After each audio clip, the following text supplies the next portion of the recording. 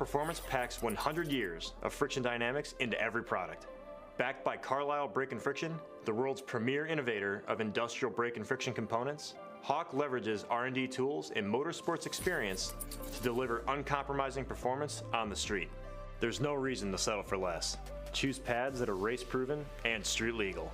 Find the Hawk Performance brake dealer near you at hawkperformance.com.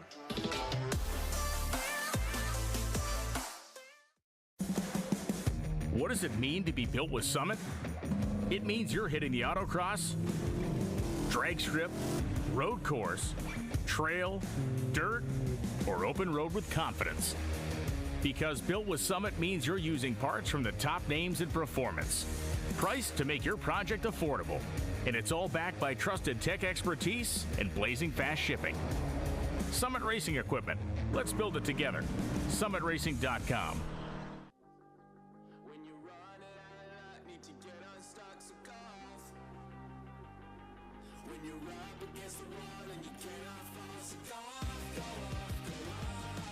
And we are back here at the Indianapolis Motor Speedway on this Father's Day Sunday.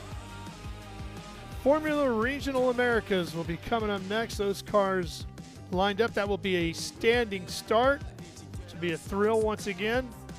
Had a great first race with them earlier this morning. This will be their final race of the weekend. That will be up next here on Speed Sport 1.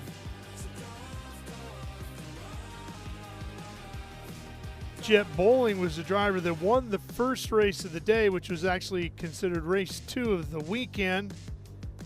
Even though the first race of the weekend got rained out. I know that all sounds kind of confusing, but they come to each round and they compete multiple times around the track. So 3 races were scheduled this weekend. That was round 7 of the championship. We had a chance to check up with Jett Bowling, the race winner. All right, I'm down here with Kiwi Motorsport, and Jett Bowling has joined us here. And I'm talking to Jett because we're here at Indianapolis Motor Speedway. That is just like so cool in itself, but you had a great weekend here last year. What are your expectations here when the, when the lights go out? Yeah, huge expectations. Yeah, it's my best weekend. It was my first podium in FIA series, so high expectations. We're looking for a win. Looking for a win. Now, we've got 3 races here this weekend with the Formula Regional America's U.S. Championship here at Indianapolis Motor Speedway. But with the points as they are, about a quarter to 30% through the season, to be honest, you're a little bit lower than I was expecting. So you've basically got to be on the podium every race here. Yeah, we've had some pretty bad luck with mechanical stuff. I was on pole in Road America, and then the car failed, so I had a red flag. So I moved to second. We got the pre-grid, and the fuel dumped on me, so started from pit lane. So that was a big points loss. But, yeah, we pretty much need perfection here on out. Nice. Now, Helmick Farms, Bullhorn, they're on the side of your car. Tell us what these sponsors mean to you here. Yeah, so, some of them are family friends. Most of them are, actually. And so I think that's a great, representation of the team. And, what I'm behind, I love having family friends on the car. It shows all these people that are watching races. They're texting me before and after races. It's really nice to see that. Now, you've got 48 points right now.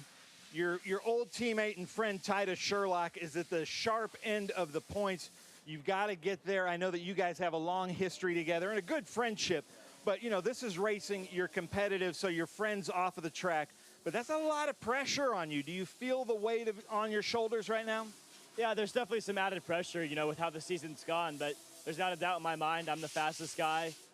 We have the fastest car, so there's not a doubt we can't do it. We just need a bit of lady luck to be with us. Nice. Well, let's look for Jett Bowling in the number 22 with Formula Regional Americas, hopefully on the top step or one of the steps of the podium this weekend here at IMS. Well, he was definitely the fastest guy earlier today. Vaughn Beasley joining me in the booth. Welcome, Vaughn. Now, Jett Bowling has raced here 3 times and has never been off the podium. Yep, it's a very impressive feat from Jett. I mean, 3 for 3 on the podium is something that's not to be dismissed by any means, But all that experience is going to continue to roll back in this next race. Yeah, and he's going to need that kind of consistency on the podium if he wants a shot at clawing his way back into this championship. He got lucky. Not only did he win in that race earlier today. But Titus Sherlock, who is the points leader, had a mechanical issue, scored 0 points. Yeah, that changed the championship up big time. I mean, from the point of view of Titus, I don't know what he's been thinking right now. He's going to have to claw back this race. Then again, he also has experience. So his campaign so far this year has been super, super strong. So from everything, at least the little track time he learned for the first race, he's got to bring it into race 2 to continue to work on the championship. Well, as they always say with championships, in order to win, you have to maximize your bad days, or maximize your good days, minimize your bad days. Yep, exactly. Yeah, so that's what he's going to have to do for this next race. I mean, I believe it was a gearbox issue in that first race. Just completely took him out of the points. So he's going to have the strong rebound this race, so we'll see where he ends up. Taking a look at the famed pagoda here at Indianapolis Motor Speedway. They keep panning down. You might eventually see us. We're in the second floor broadcast booth here.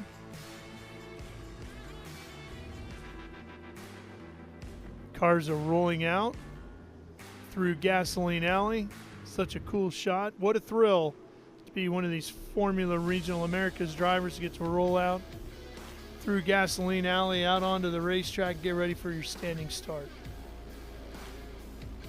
Behind the Janetta safety car, here's how they're going to grid up. Nicolas Ambiato will be on the pole. Bruno Ribeiro alongside. Jett Bowling, Nicolas Stati rounding out row 2. Bijoy Garg, his first appearance with the series this year, inside of row number 3. Connor Roberts on the outside of him. Alex Benavitz in his HendrickCars.com entry. Car number 5 will start 7th. James Lawley will be in 8th. Brady Golan, who had the pole, won the pole on Friday for race number 1 here. He'll start 9th. And Barrett Wolfe will be 10th. Here's the last 4 cars in the field. Hayden Bowlesby, Kevin Janzen. There's Titus Sherlock. He's got a long way to go from 13th. And Anthony Ottiella, who also had mechanical issues in the first race, got the front wing knocked off of his car. Yep, all those guys in the back have some work to do for sure to claw back some points. But I really want to focus on Titus. A lot of the guys who finished the first race had so much more track time, and all that track time leads a lot more information and knowledge for what the track's going to be doing later in the day.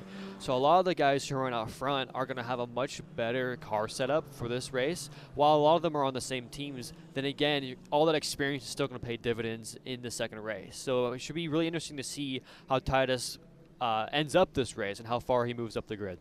And if this is your first time watching Formula Regional Americas, all these cars are the Ligier JS F3 chassis with hand-cooked tires. They get 2 sets of tires for the weekend. They run a Honda Civic Type R 2.0-liter turbo engine, producing about 306 horsepower. And the car, without the driver in it, has to weigh 1485 minimum.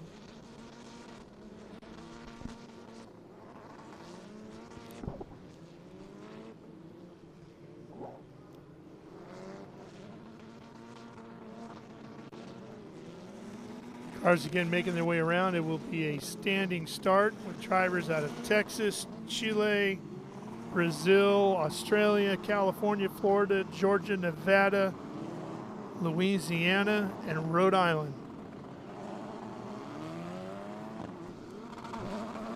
Here they come out onto the front straightaway. What are you telling yourself at this point as you get ready for the standing start?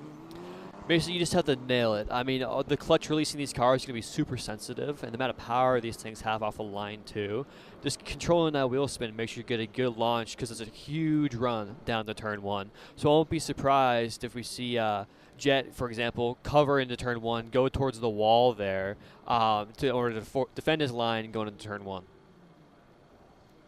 Remember, Bowling is in the 22. It's Ambiato in the 55, the bright orange car, just in front of him.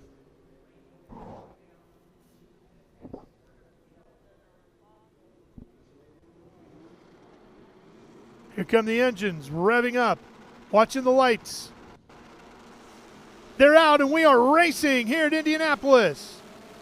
Bowling goes quickly up to second place right behind Ambiato. Ambiato now slides down to block. Ribeiro right there as well in the 0-1. He's in third. Here comes Bowling inside at turn 1 to take the lead away. That is exactly what Jett Bowling needed to do. That start couldn't have gone any better. Yep, that was completely committed down the inside. There was just zero room for error there. That was a win it or bin it type of proposition, and he won it. See Benavitz go by, the number 5. Screaming down the Holman straightaway here. Big pack of our Formula Regional Americas Championship machines. Blocking in turn 7 there. Let's see how they roll through the turns 8 and 9. This back section is really, really famous for all that dirty air that these cars will punch in front of you. So we'll see how they run right now going through turn 11. And if you make a mistake in that earlier section back there, 8 and 9, for example, it is really hard to gather that back up. You can lose a ton of momentum and time through there. Exactly. It all compounds on top of each other. As you're going through turn 13 here, big run going into the front straight here. So we'll see what run these guys have in order to draft and potentially make a move into turn 1. So Bowling's going to have to try to break the draft. Ambiato right behind him. Ribeiro pushing hard, and then Stati in 4th in the Ribeiro's got 15. a run here. We'll see if he uses it. Nope. Bijoy Garg having a much better run here in this race today. He's up to 5th in car 95. His first appearance in the series here with us this year. Last year on this very weekend, he was winning his class in the 24 Hours of Le Mans. And here this weekend, Bijoy Garg is racing with us at Indy. Ambiato's got a run here. It looks like he's going to go for a defense, maybe into turn 7. Yep, defends into turn 7. We'll see how this translates into turns 8 and 9 here. Ambiato trying to open up to get some clean air on his front wing. Looking for a move down into turn 10. Yeah, he's peeking inside there. Now to turn 11. This technically is a passing zone in turn 12, but if Ambiato should wait here as Jett goes slightly defensive. Oh, Whoa. Ambiato diving inside. And it looks like he's not going to be able to get it done, but that opens the door for Ribeiro, who snuck a peek as well.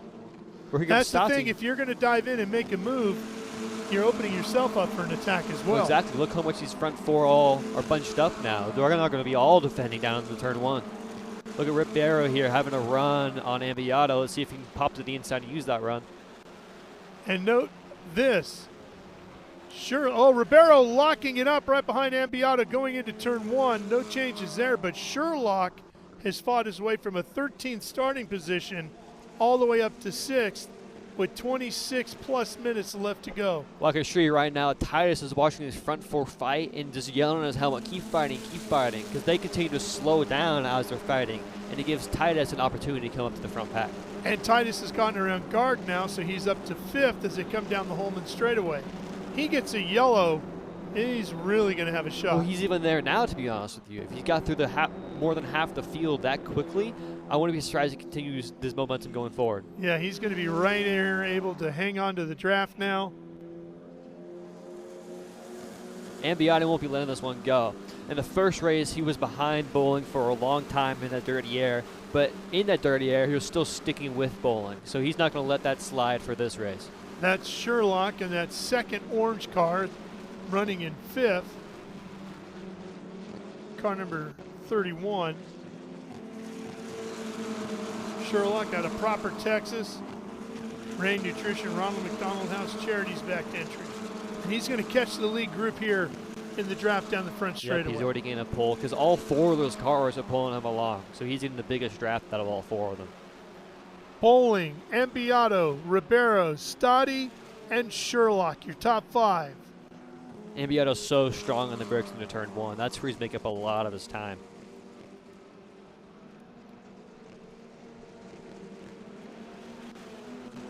Ambiato's right there coming through turns 5 and 6 and has the draft off the Holman straight.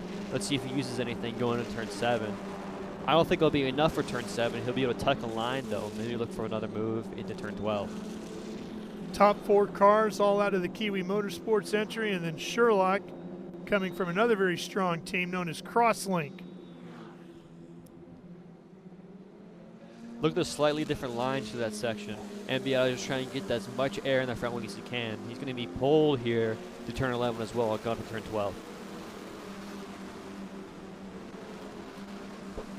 Hard braking here.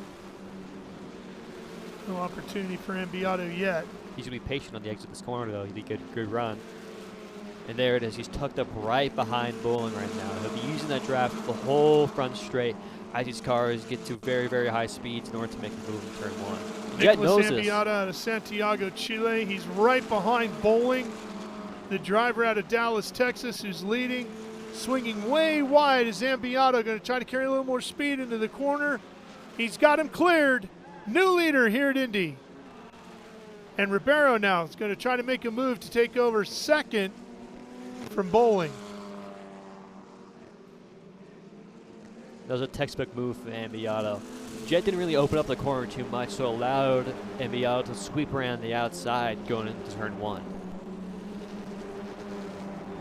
Keep in mind, Titus is right there. I mean, this is a very long race. We still have another 20-plus minutes, so all these guys in front are going to be burning up their kit racing like this, while Titus is just able to take a second in 5th place and kind of just regain control of his car and figure out what package he has and where he's strong. 23 minutes and 24 seconds still left to go in this race. Lots of racing yet to be done. And don't forget, Sherlock only did, about a lap of the first race? About 2-3 laps, Two laps? So his tires are going to be a lot fresher than the guys he's battling. So it looks like a replay of going into turn 1. So Ambiato there pops out way wide, breaking on the cleaner part of the racetrack, is able to use that clean part to sweep around the outside of turn 1. What a textbook move.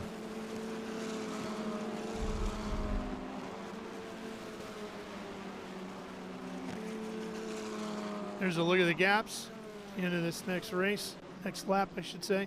Within a second is Bowling from Ambiato, but Nicolas Ambiato is starting to open up a little bit of a lead here pretty quick. Exactly. He just went purple this last time by. He was 0.3 faster than Jett. Even when he was not in the draft, he was up front leading.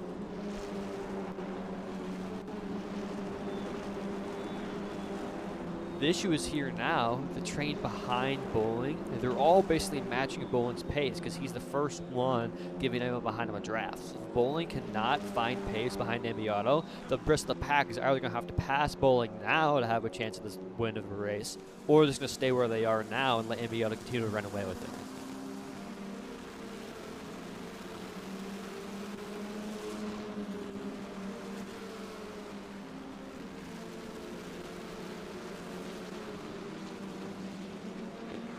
Coming into turn 13 now. Keep an eye on Stati getting a good run out of turn 13.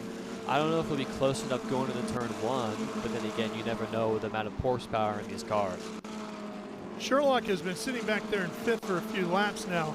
He's got to get going a little bit. There's still 20 minutes to go, but getting around the next 4 cars is going to be pretty tough and going to eat up some time fighting your way through there.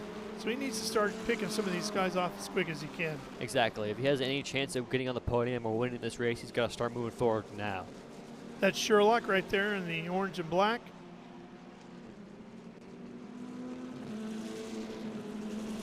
A little bit of a wiggle out of turn 4. I mean, that might talk wonders about what's actually going on with the car. He might have been really comfortable getting through the whole rest of the pack, but then might have used up his kit getting there. Might have. Even if that's the case, if he just finishes 5th here today, that's minimizing the damage for sure. Exactly. Ooh, Ambiato, we're going to kind of a bit slide going into turn 9 there. I mean, all these guys are so close on pace. I mean, last lap, Ambiato still went purple with a 1:22.9, and Jett Bowling was right behind with a 1:23.0. So, I mean, they're right there on pace.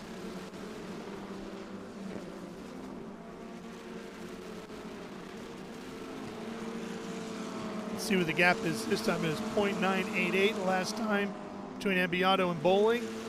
To the yard of bricks, there's Ambiato. And then Bowling right behind him. The gap is 1.4. So he lost quite a bit on that last lap. And that's huge. That's pretty much out of the draft window here as well. So with Bowling out of the draft window, this is pretty much his pace. So if Ribeiro behind him continue to keep up this pace and continue to work up a move in front of Bowling, then he can get this group moving to maybe catch Ambiato. Stati holding on in 4th. Sherlock still in 5th. Garg is running solid in 6th. Benavitz in 7th. Brady Golan in 8th. Roberts 9th. And Lawley completes the top 10. Boy, look at Ambiato slide that car around. I know, it's someone to watch, but then again, we still have 19 more minutes left in this race. Yeah, I mean, that might be pushing just a hair too hard, huh? It might be. It might be a bit too early for that. If I was Ambiato here, I'd just understand the package, understand I'm still walking away from Bowling. But then again, you don't need to walk away that much that quick. As long as you're out of the draft window, just continue to keep your kit in the condition it is now. Yeah. Let's see what the gap looks like this time by. Sherlock losing touch with the front pack a little bit. Yeah, he has. As you can see here, Stati lost a little bit too, and in return, so did Sherlock. Bowling 1.4 seconds behind, so he didn't really gain much and didn't lose much. But his car, even though it's in 2nd, looks a little bit more stable than Ambiato's right now. Exactly, yeah. There's so many different factors that could be influenced that as well. Bowling might be saving his kit for a little bit later into this run, but then again, you're going to start eking forward a little bit. I mean, right now he's out of the dirty air, but also out of the draft window.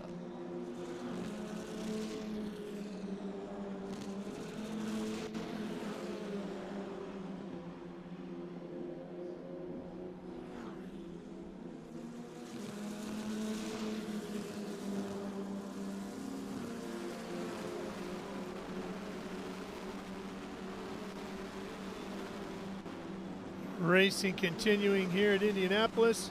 You're watching Formula Regional Americas right now. We're going to take a quick break and come back and show you the finish live here on Speed Sport 1.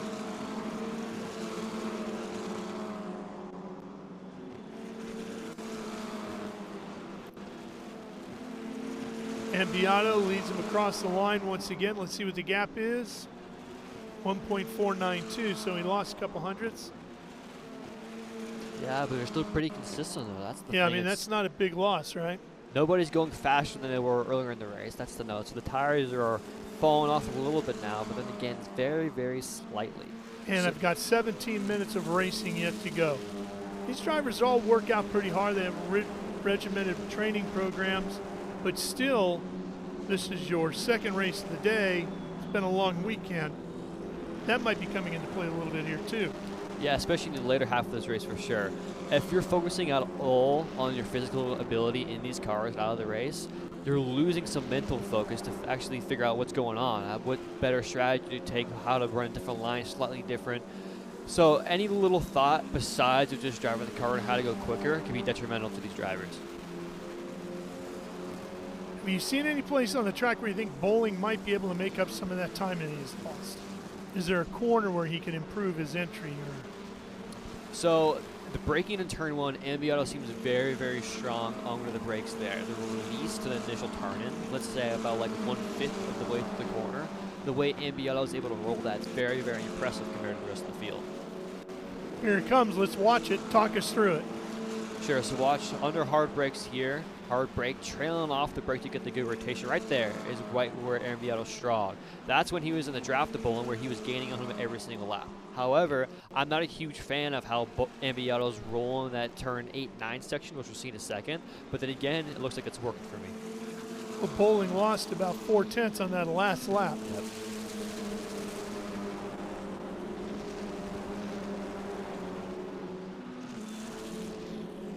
Nothing has changed here at the Indianapolis Motor Speedway as we continue to bring you the Formula Regional Americas event from the Indianapolis Motor Speedway live today on Speed Sport 1. There goes Jett Bowling chasing Nicolas Ambiato, who continues to lead. Here comes Ambiato into our screen. Bowling behind him in 2nd.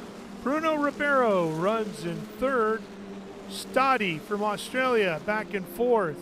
Titus Sherlock, who has fought his way all the way up to 5th from a 13th place starting position, hangs on in 5th. And Bijoy Garg is in 6th, with Golan, Roberts, Benavitz, and Lawley completing the top 10.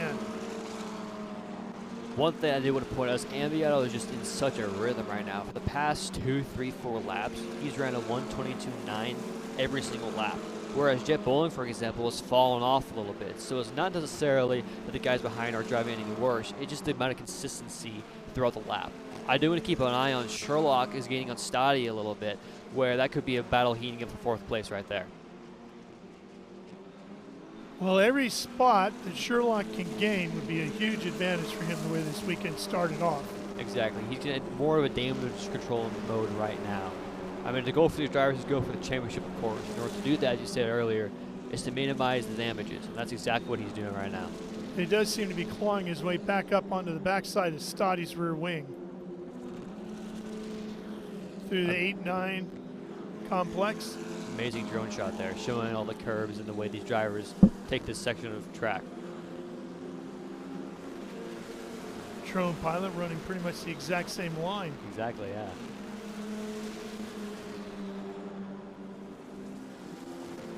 We'll see what happens here. Barrow is still pretty strong considering he's running the dirty air of Bowling.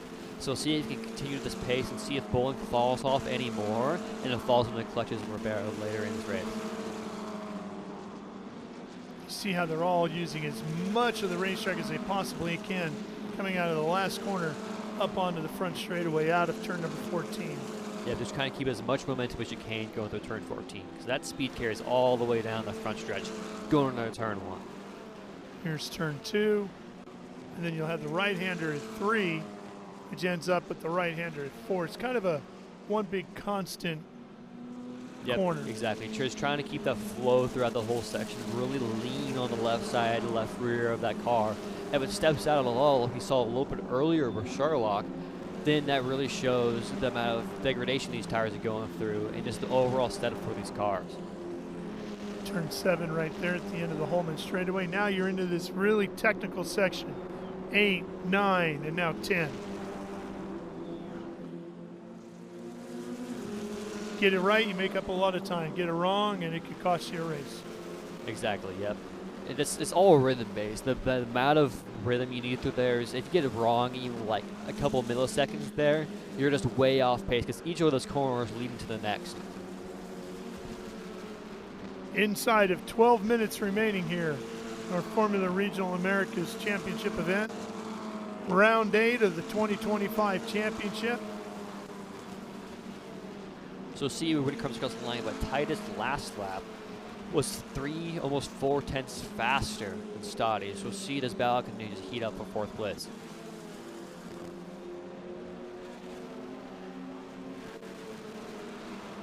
Here's Sherlock back here, the orange and black car. Seeing if he can close in a little bit more on Stati. Grab another spot and a couple more points. See a big wiggle there at Ambiato on the exit of turn 4. Might be starting to lose his kid a little bit, but then again, he's still pushing, it seems. If you're getting a wiggle on the exit of 4 like that, that means you're bringing it out. You're doing everything you can. Looks like Bowling is kind of broken free of the clutches of Ribeiro, but he hasn't been able to really close back in on Ambiato. Everybody's kind of stationary right now, just keeping the gaps there are. I mean, part of that too is with the tire degradation, that continues to get exponentially worse throughout the session. So if you're running in dirty air behind someone, for example, like Ribeiro, that degradation is going to get worse and worse and worse behind Bowling. So that means you're going to fall even further back from Bowling. Pretty safe to bet that no driver right now in the field is completely happy with their race car. Yeah, exactly. There's always a little bit more to get from a car. If you would ask me, I've never driven a perfect car in my life. But then again, it all just comes down to the adaptability of the drivers. That's part of the thing why Ribeiro's still pretty close to Bowling. It's just adapting to the conditions, adapting to the degradation in order to get the most out of your car 24/7. Which is why team owners in the next level up the ladder pay so much attention to Formula Regional Americas. It is an FIA sanctioned series. So if you can win here, you can have a future. Yep, exactly. The amount of talent we have in this field It's just like nowhere else. I mean, any one of these drivers with a good car can win any weekend.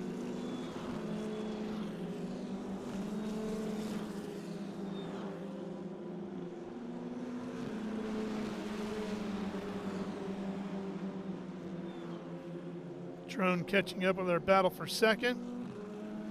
Bowling and Ribeiro. Bowling in the blue car. Ribeiro right there, the green wing.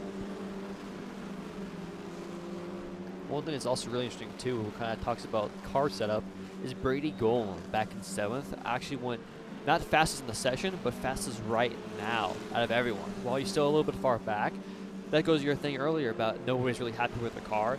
Golan might have had a setup for a later run, you know, so you might have had a car that comes in later, which is why we're seeing his pace come out of him now. With our drivers running laps at 123 in that range, and just about 8.5 minutes left to go here, as we take a quick look at the 24 Janzen. If you want to make a push, you really got to get started now because you're running out of time at this point. Well, to be honest with you, the window for pushing was maybe 10 laps to go.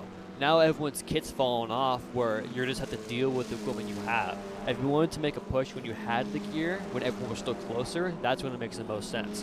So that's why earlier with Titus, it was really interesting not to see him get any further into the top 4, because we see now he's kind of just plateaued behind Stati here.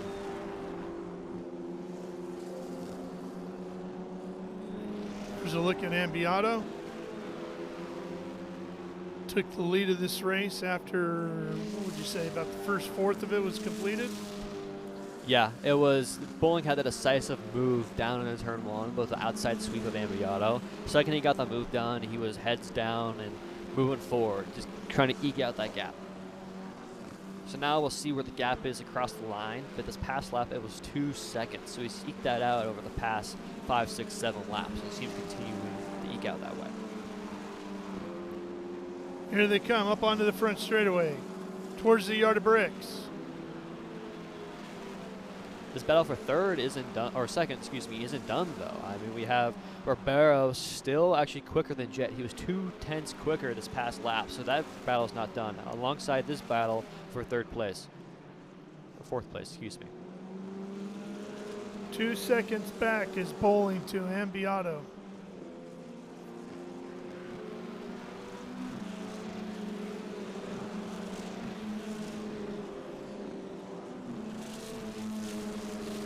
There's Ottiello, front wing attached at this point. Things going much better than they did in race 1. Yeah. He's running back in 13th right now. It's a really good looking race car. That is a really good car. It reminds you of the old Haas livery. Anthony from Providence, Rhode Island, and the hope for the Warriors Momentum Motorsports entry, car 27. Or 07, I should say. Here's Roberts in the 46, running in 8th. That car looks a little loose.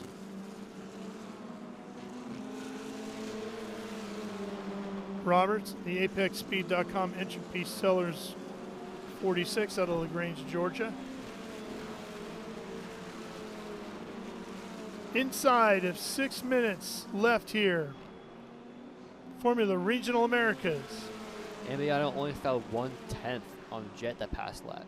So it's actually, Jett was actually a little bit quicker, but then again, it's just everyone's kind of plateaued at this point of the race. So now it's just a matter of hitting your marks and producing any mistakes to the driver behind.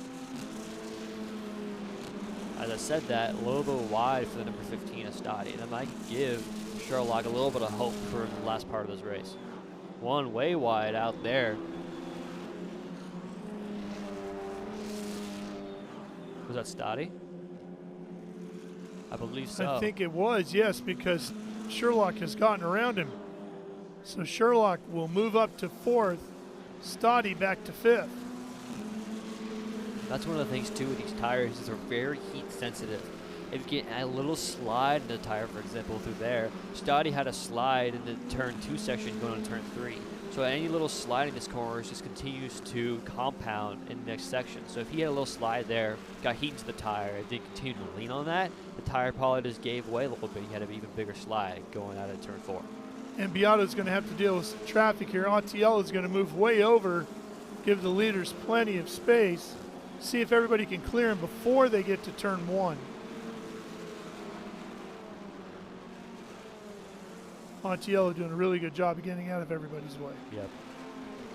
That puts Sherlock back into 4th place now. So talking about damage control, right? That's a huge, huge thing for Sherlock. Any little point like that continues to help keep his championship hopes alive. I mean, he came into this weekend the points leader, and after a 5th place qualifying, it wasn't the most strongest for him. But then again, also that issue in the race 1 could put him on the back foot majorly. So having a rebound like this in race 2 is huge for the Sherlock and that team. Yeah, and everybody missed out on the first race of the weekend, which was scheduled for yesterday due to the rain out. Sherlock goes by one of the lapped cars now. Yeah, Did a good gets job of getting around out of the way. Autiello as well. Watch Sherlock's hands if you can throughout this corner. See on the exit there, a little bit slide. Then again, it's a little bit much, but then again, just having that continued forward momentum, having that slip angle on the outside of the corner is what these tires really like and where they operate the best. Great shot here from the drone, showing what the lines look like and how much curbing these guys can take at IMS. This time across the bricks, they'll probably have about 2, possibly 3 laps to go. Everyone's already kind of found their rhythm. They found a little spot. They're all kind of in a little plateau, right? So they're not getting anywhere closer due to a slight bit of dirty air from the car in front, but it's not enough in the draft to continue. Besides these two. Yeah, this is becoming a pretty good battle here with the 95 of Garg and Golan right behind him. These guys won't be throwing any haymakers at each other, though. Both on the Tony Driver development team, based out at Indy. So these two drivers, these two teammates, while you still fight, they won't do anything too crazy to each other. Golan out of Austin, Texas. The entire back entry, and Bijoy Garg out of Atherton, California. A big lockup there from, I believe, that's Garg. Yep, correct? Garg's going to give up the spot. Whoa. Golan's going to slide by here. Well, that's the thing that you're going to see here at the end of the race is going to be a mental mistake. Exactly, yep. It could be a little bit of a physical thing too from Garg, I'm not sure. But one thing to take note of, last year, as you're saying, he was at Le Mans running an LMP car, right? So those cars, I believe, might have ABS. So then again, these cars don't. So that also could be a little bit of a late run mistake that, of course, cost him a valuable position.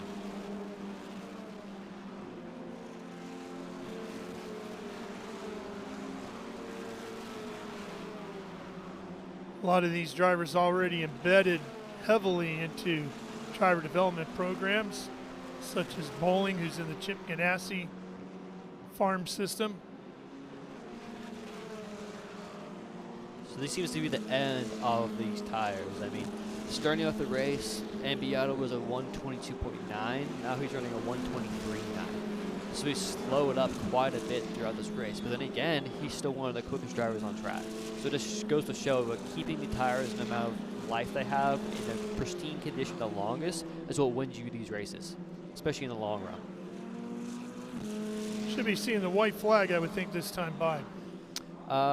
Yeah, I believe the flagman has the white flag in hand, so we'll see if he catches the white flag the next time back.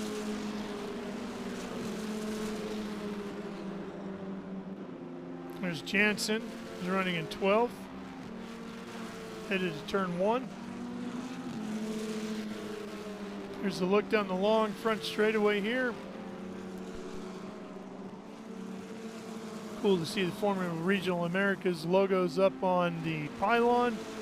White flag is out. One more lap to go here at Indianapolis.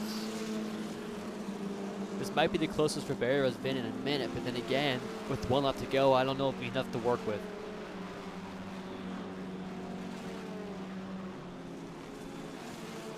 Yeah, he's really closed down that gap. Yeah, And he again, has. Just a couple of car lengths. He really has two main opportunities. He has one opportunity in turn 7, but he won't be close enough this time by.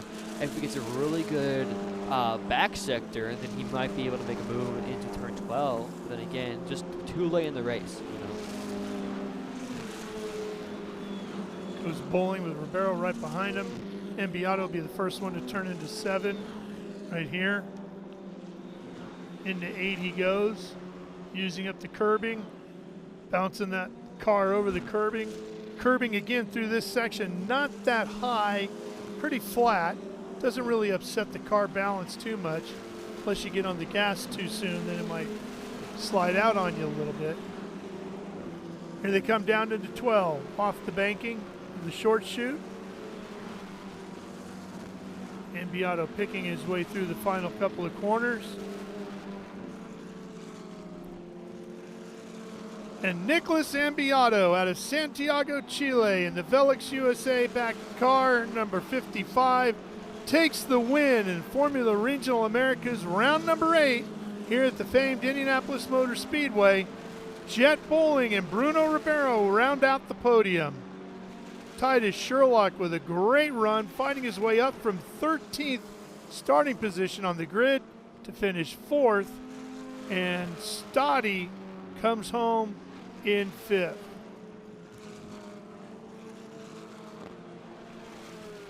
Here comes Benavitz to the line in the blue and white HendricksCars.com entry. And Alex will finish in 9th.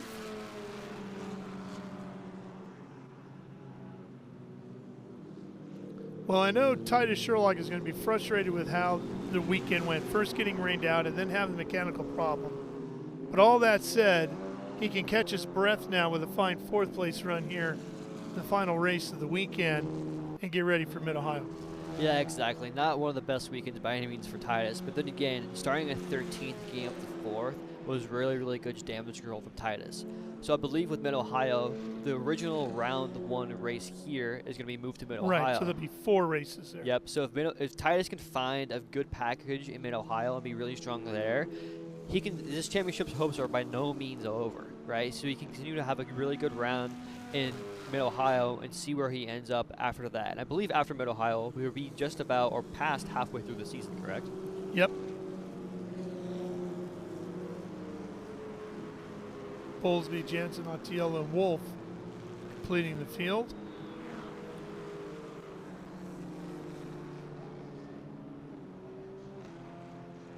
I must say, that was a very well-earned victory from Nicolas. I mean, that around the outside move in turn 1 is honestly a really tricky move to make. Granted, Jett didn't really move up the track that much. We're still pretty much on the dirty part of the track, but then again, regardless, can't take away from that move on the outside of turn 1. And keeping his head down and walking away from the rest of the field. We saw 2 great moves for the lead. One by Jett at the very start, going to the inside of turn 1, and then Nicolas on the outside a little bit later, going into 1. And how about Jett Bowling? He's raced here at the Indianapolis Motor Speedway 4 times, and he's been on the podium 4 times. 1 first, 2 seconds, and a 3rd. That is pretty impressive. You know he's going to have this race circled on the calendar next year. Oh, yeah. Yep. It was very impressive from Jett. I mean, the confidence going into turn 1 there, I mean, it's been radiating from all weekend long, you know, having confidence in his car, confidence in the package, and that really showed in the turn 1. Pretty cool to be able to say to somebody when they ask you what's your favorite and most successful racetrack, and you can say, oh, Indianapolis Motor Speedway. No, something, nothing, it's just a normal day. Always been on the podium there, never off of it, ever. There you see the Ganassi Racing Development logo right on the nose for Nicolas Ambiato. Chip likes winners, as he says. He's got another one.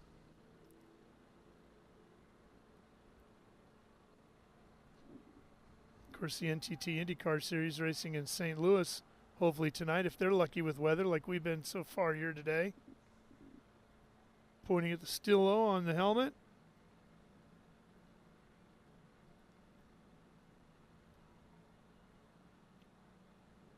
Celebrations from his team. That was well deserved. And again, it was a top 3 sweep for Kiwi Motorsports. Ben, you got another happy winner here. This time, Nicolas Ambiato. Well, thank you very much, Ralph. Let's hear it, Indianapolis. How about that? Nicolas Ambiato all the way from Chile to win here the Formula Regional Americas U.S. Championship. Nicolas, how does that feel? I can see you're worn out. The crowd was cheering. How you feeling right now? I don't have words. This is a dream for me. Yeah, win in Indianapolis, and yeah, I need just take thanks for my team, my family, my friends. Only watch me in all my way of my racing car, but yeah, was a very hard race. I had that pressure with Jett in the final of the race, the pressure for Bruno in the start, and just that. I need to take thanks for everyone. Nice. I love it. Nicolas Ambiato. But now you've got a lot of Spanish-speaking friends, so in Espanol, say something to them. Bueno, quiero dar las gracias a todos los que fueron parte de este proceso y parte de toda mi carrera deportiva, lo que me ha estado apoyando durante toda mi carrera. Quiero dar gracias a todos los que me están siguiendo en Chile, en Latinoamérica y en Estados Unidos. Y bueno, solo dar gracias a todos. Come on, fans, let's hear you. Nicolas Ambiato here, Formula Regional Americas, Indianapolis Motor Speedway. Thank you so much. Ralph, I'm going to send it back up to you in the booth. All right, Ben, thank you very much. And while they continue to do their activities in Parc Fermé, we're going to take a quick break and come back for the podium celebration here on Speed Sport 1. Stay with us.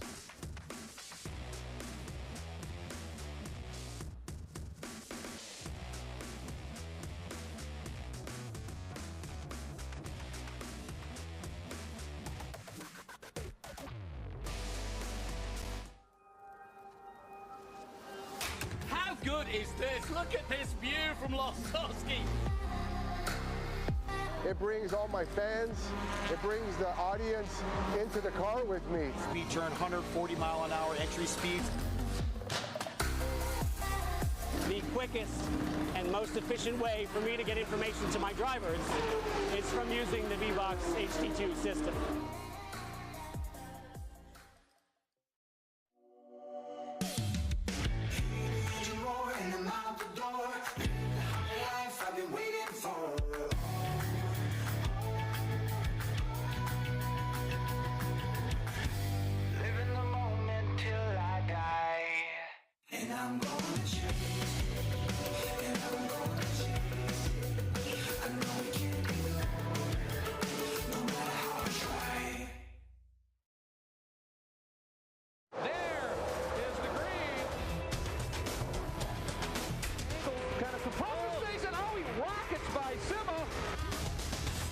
Said. One of the ways you overtake here at Sebring is really good in the braking zone, like this one right here. Both go around. There's the green. We are back and at it. Watch this. Oh, Lagarde, Miller, Lagarde.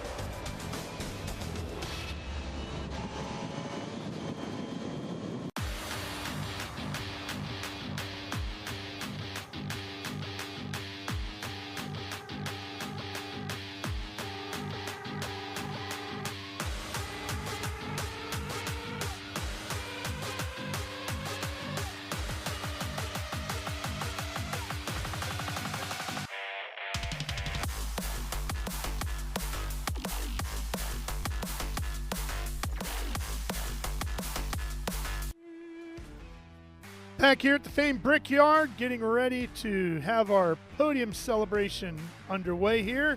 So let's head downstairs. Here's John Frippen. Thanks, Ralph. We're here at the podium. Let's introduce all three of our podium finishers. Bringing up on his 6th podium on the season, Bruno Ribeiro, ladies and gentlemen.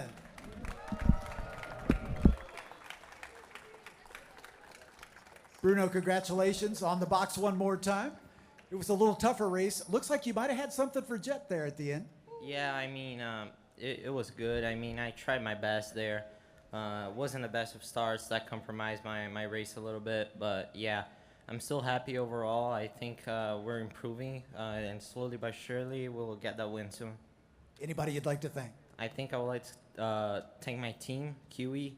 They've been a great support, my family, and everyone in Brazil watching. I just want to thank them for their support.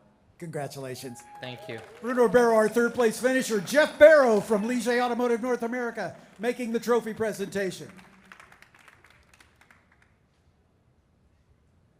Let's bring up our 2nd place finisher, also from Kiwi Motorsport, Jett Bowling.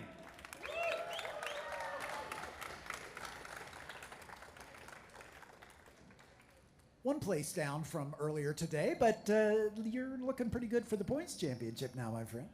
Yeah, that was, I can't complain with that. Had another really good start, which is nice. Yeah, those first 5 laps were super intense. I had like 3 cars right behind me. Yeah, once Nico got by, I hadn't run in dirty air all weekend, so I made a couple mistakes like that. And then, I mean, us 3 were running the same times. And obviously, Kiwi did a great job with the car, because when you can only see your teammates, obviously something's good, right? Exactly. And Bruno kept you honest at the end. He was closing down there. Yeah, it got hot. I mean, you can see we're all sweating, and the tires are, cooked, so, yeah. Anybody to thank? Yeah, just thank Kiwi, Steven, Tina, I forgot to thank you earlier, thank you. Gary, Alex, my mom and dad, and David Brabham. Congratulations. Jett Bowling, ladies and gentlemen, second place finisher to go with his win earlier today. And now let's bring up the man on the top step of the podium, his second win on the season to go along with 3 podiums from Kiwi Motorsport. It is Nico Ambiato. Nico, my friend, what a fantastic win. Congratulations here at Indianapolis. Yeah, it's a dream for me, yeah, winning in this track. For me, the most important is the United States. But yeah, I need just take thanks for the team, finally my friends, and congrats for Jett and Bruno. That's very nice race in the race 2 and race 3. And yeah, thank you for Oscar, my dad Marco, the dad is, Steven, Tina, Gary, all Kiwi. Thank you. Congratulations.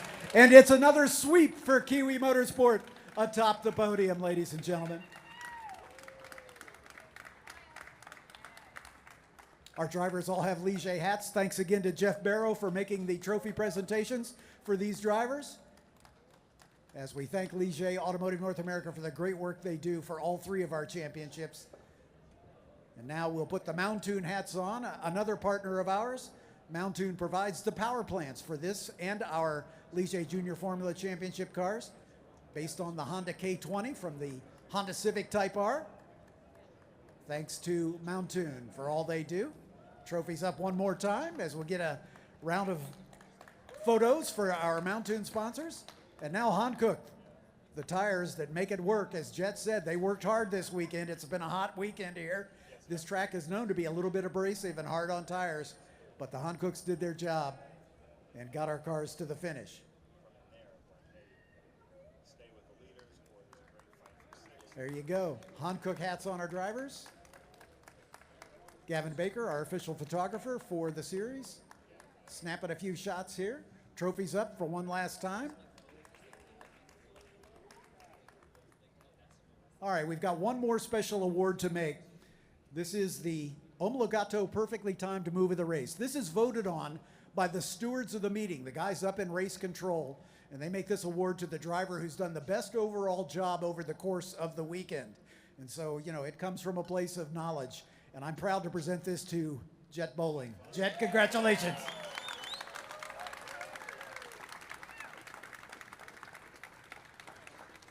All right, that's it for our podium celebration. I'm going to get out of the way of the spraying water because this is not my first rodeo. Ladies and gentlemen, let's hear it for Bruno Ribeiro, Jett Bowling, and Nico Ambiato, your podium for round 8.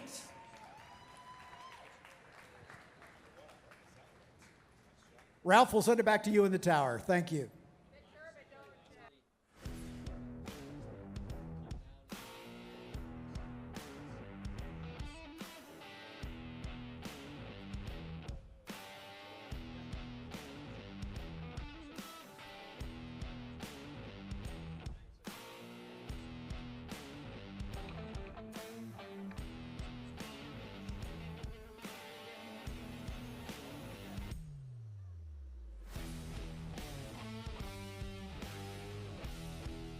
Well, ladies and gentlemen, as you can see right now here at the Indy SpeedTour and the Brickyard Vintage Racing Invitational, we've got Formula V coming up next. This was the best show on track yesterday with 21 cars, and we expect the same thing here today. So stay tuned for Formula V.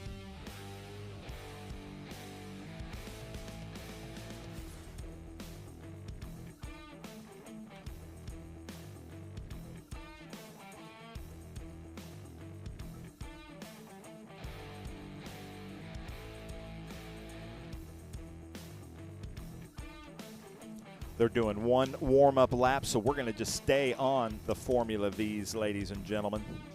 But this was such a fun race yesterday, and I expect the same after talking to some of these drivers. So we've got Hunter Barrett in the 113 up front on slicks in the new, more modern Mysterian M2.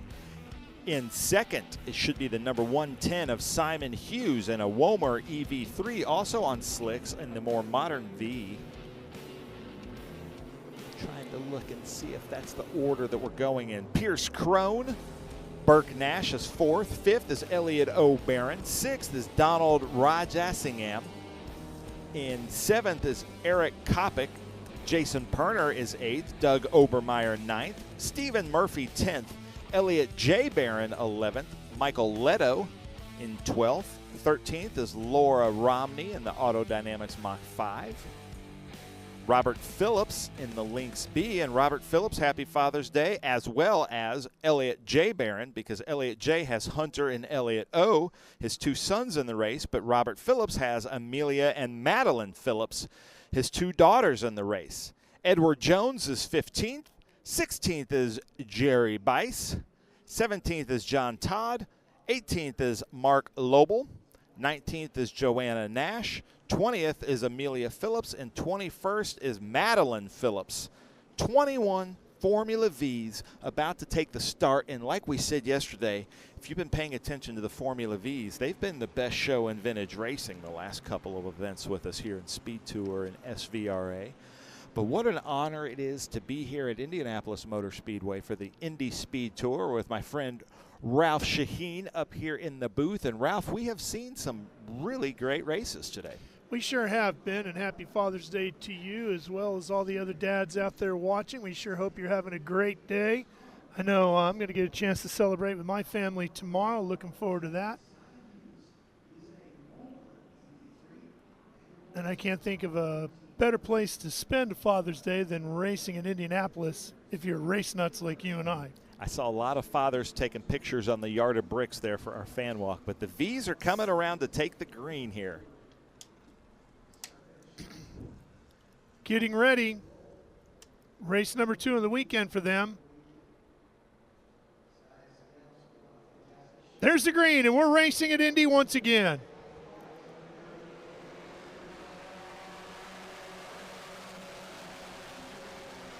Simon Hughes and Hunter side by side. Burke Nash in the 111 gets up in front of Simon Hughes, and then the 58 who won yesterday, Pierce Crone, first in the vintage Vs. Well, they were going 3 wide on the entrance to turn 1. That gets narrow real fast through there. Then it opens up again here.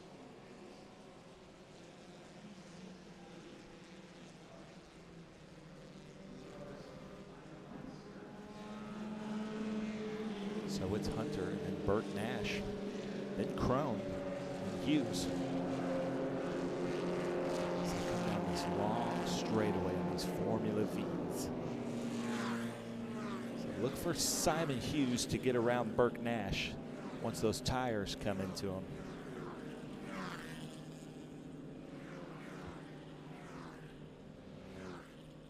Now they're in the twisty section. This is kind of a really nice rhythm section, and there's curbing, and then this last curb here that Hunter is in is very slight. So you get used to these dragon's teeth just rattling your fillings out, and then that last one, it's painted just like all the curbing, but it's deceptive. It's just very slight curbing. It's a trick of the eye. So there, Simon Hughes making that pass on Crone. And the one thing you don't feel here at the Brickyard is the yard of bricks. You sail right over it. Even the ragtime racers, when I went for a ride, you don't feel really the bricks. Yeah, they've made it very smooth. Well, here we go. Burke, Hughes, side by side down into turn 1. Barron still with the lead. Look at the 92 Kopic sticking out a little bit, and is going to get around the 58 of Crone.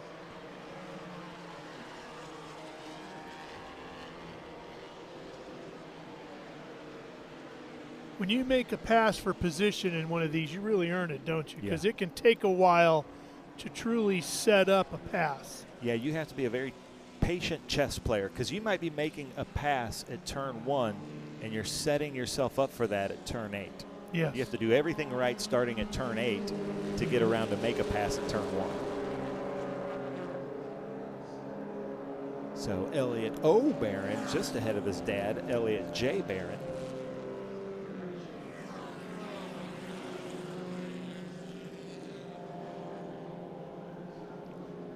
Change for position here. Diving up the inside, Nash makes the move. Gets around Hughes. Whoa, then gets all crossed up going into 8. Yep. But Hughes also had to get on the brakes there a little bit too, so it's kind of a no harm, no foul, but he's carrying more momentum, isn't he?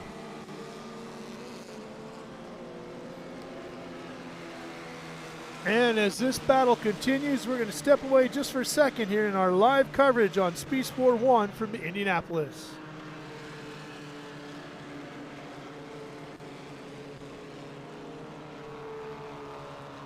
Ben, one car off there. I'm not sure who that is.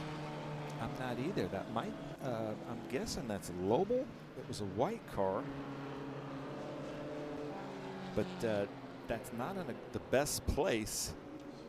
No, it wasn't Lobel. I'm not sure who it was either. But look at this. Here we go. It's the Nash best